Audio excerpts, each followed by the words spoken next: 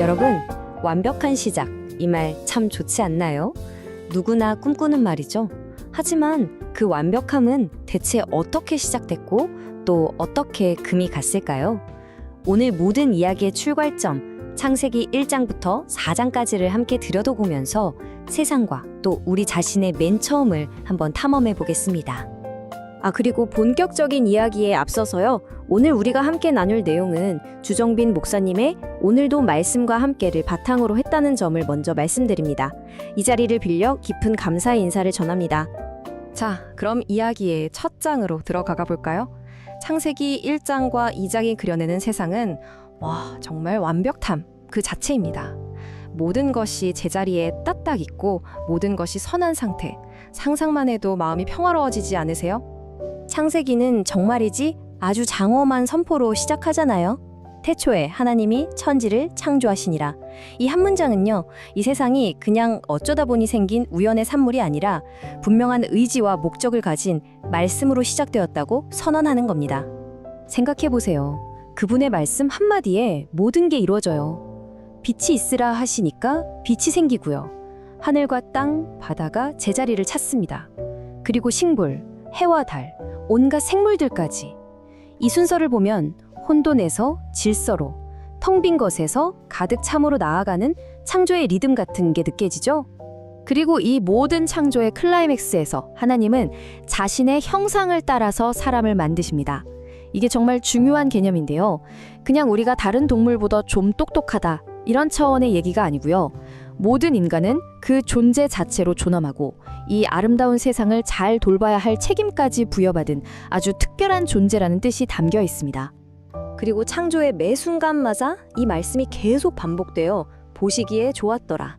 마지막엔 심지어 심히 좋았더라. 이게 뭘 의미할까요? 바로 이 세상의 기본값, 디폴트 값이 악이나 혼돈이 아니라 선함과 조화였다는 걸 분명하게 선언하는 거죠. 모든 것이 완벽했던 시작이었습니다. 하지만 그 완벽했던 세상에 아주 미세한 균열이 생기기 시작합니다. 창세기 3장으로 넘어가면 분위기가 확 바뀌죠. 모든 것을 뒤흔들어 버릴 아주 작고 교활한 질문 하나가 등장하기 때문입니다. 바로 이 질문이죠. 정말로 하나님이 말씀하셨느냐? 여러분 보세요. 뱀이 대단한 악을 제안하거나 협박하지 않아요.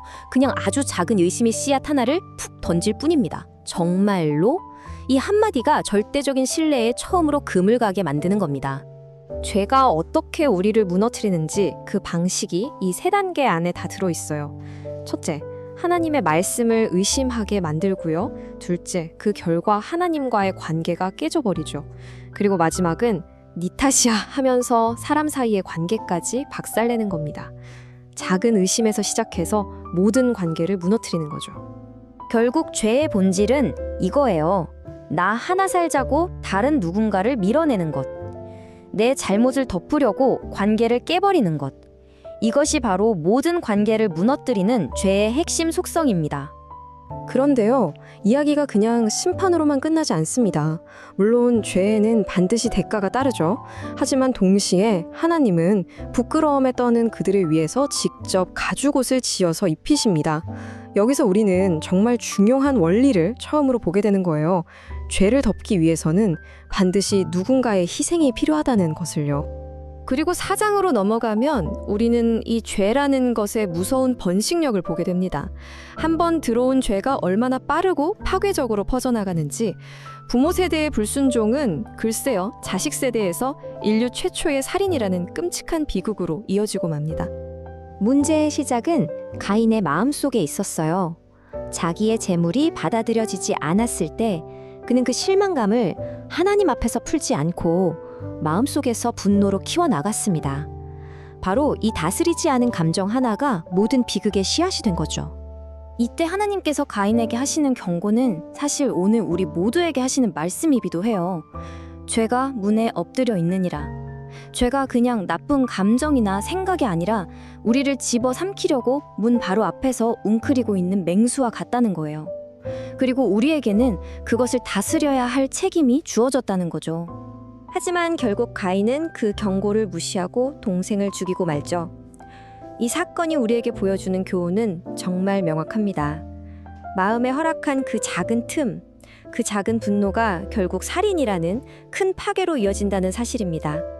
자, 그렇다면 수천 년 전의 이 이야기가 21세기를 살아가는 우리랑 도대체 무슨 상관이 있을까요?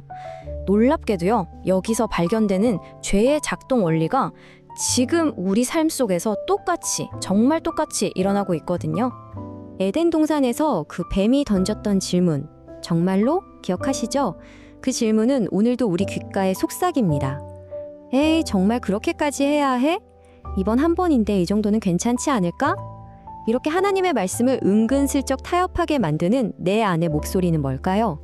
문제가 생겼을 때 우리도 아담과 하와처럼 너무나 자연스럽게 남 탓을 하고 있지는 않나요? 저 사람만 아니었어도 상황이 어쩔 수 없었어. 이런 변명 뒤에 숨어서 정작 내 책임을 피하고 관계를 무너뜨리고 있는 영역은 어딘가요? 하나님이 가인에게 하셨던 그 경고, 죄가 문 앞에 엎드려 있다는 말은 바로 오늘 우리를 향한 경고입니다. 지금 내 마음의 문 앞에 딱 웅크리고 앉아서 나를 삼키려고 기회를 엿보는 그 죄는 무엇입니까? 다른 사람을 향한 질투인가요? 끊어내지 못하는 음란한 생각인가요? 아니면 마음속 미움, 습관적인 게으름과 거짓말인가요? 그렇다면 우리가 해야 할 일은 무엇일까요? 답은 의외로 간단합니다. 문을 열어주지 않는 거예요. 유혹이 들어오는 통로 자체를 아주 구체적으로 결단하고 딱 끊어내는 행동. 그것이 오늘 우리에게 필요합니다. 결국 창세기 1장부터 4장까지의 모든 이야기는요, 단 하나의 질문으로 모아집니다. 바로 내 삶의 주인이 누구인가 하는 질문입니다. 창조주이신 야훼 하나님입니까? 아니면 선악의 기준을 내 손에 쥐고 스스로 신이 되려는 나 자신입니까? 오늘 나눈 이야기를 통해 내 삶의 주인이 내가 아니라 하나님이심을 인정하는 하루 되시길 소망합니다. 오늘도 말씀과 함께 주님의 은혜 가운데 거하시길 바랍니다. 사랑하고 축복합니다.